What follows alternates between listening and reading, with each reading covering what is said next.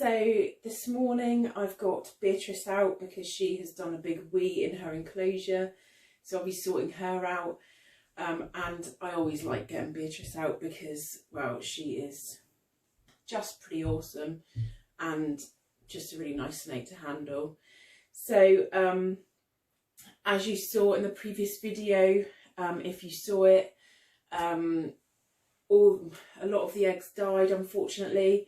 I think it was because they got a bit cold. So I think there was a period of time where the probe was too close to the heat source, and so it was reading, or the thermostat thought that it was a higher temperature in there than it was.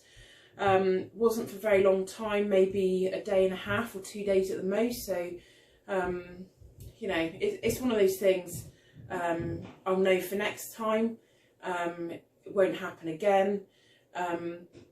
But we've got 6 eggs that are still, or 6 babies actually, that look really good. 2 of them are quite small and a little bit weak. I don't know whether that's just they seem weak compared to the one that's out wandering around.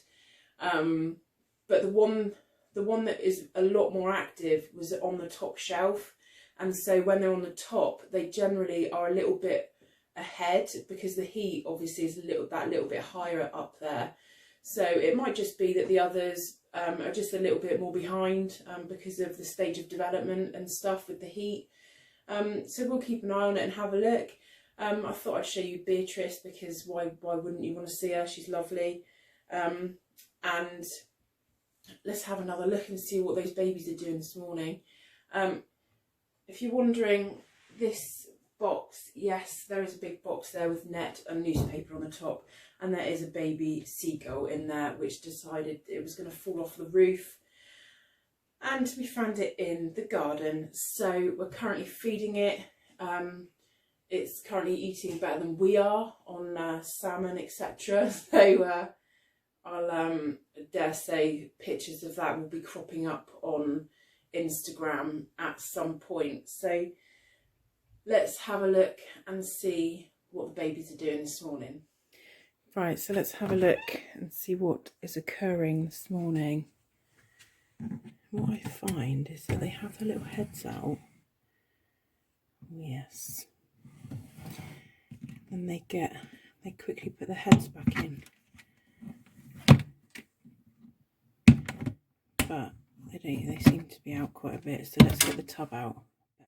So let's undo this. Now what I've done is put quite a bit more water in here as well.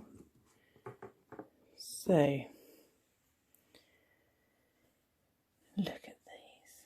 So this one is one of the ones that I thought was quite weak. Oh, it is moving, but it is really small. So that's one of the ones. The other one is this egg. As you can see, this egg here is literally half the size of this one. And that one was also quite small, but we'll wait for that one to move its head out of the way. This one seems to be looking a lot more perky today. Hi. Its little eyes moving. You okay? Yeah, its eyes moving, and it's obviously moving alright.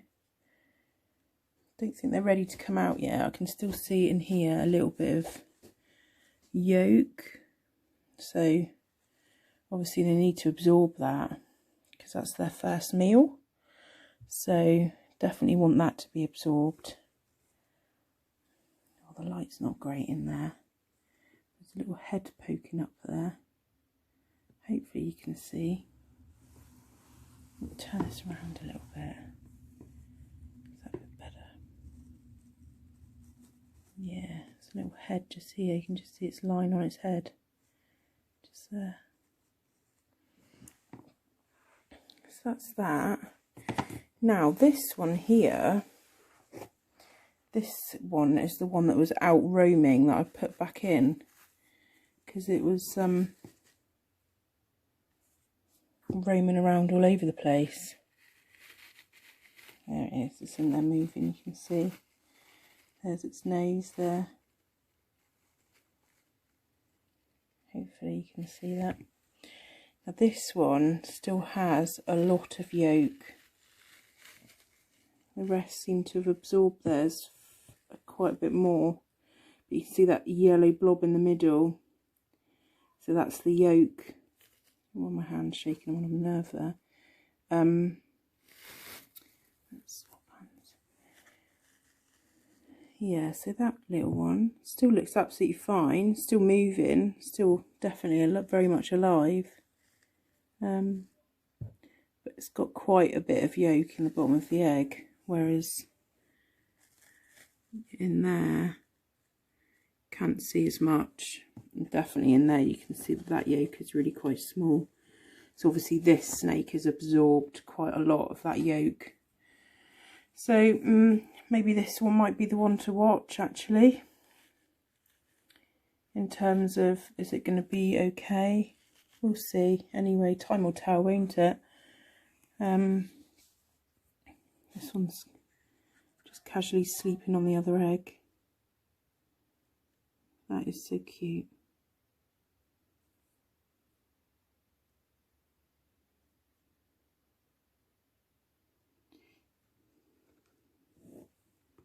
I want to have a little look in here. So there is a little egg, a little baby in there. There's the light again, isn't it? So it's, the line on its head is just here, I can see it. Yeah, and that one's definitely moving. So there's a perfect shot there of that little snake's egg tooth. I've just realised I could show you that. So right on the tip there, where its tongue would normally come out, you can see that tiny little nibble bit. Let me just get my finger in the shot. Just right here. So that's the egg tooth. If you touch that, it's sharp. And that's what they use to cut the inside of the egg to get out. So that's a pretty cool shot. See if we can get it in focus a little bit closer. There. So they lose that. With their first shed, they lose that. So yeah, that's pretty cool. So there, that's what we've got so far. 6 little snakes. So this is what I'm dealing with here. With the, I've just taken him out because he was making a massive racket. So the scissors are here, and that is because what I've just done quickly is cut bigger windows in the eggs. So obviously, someone's practicing his flying. So obviously,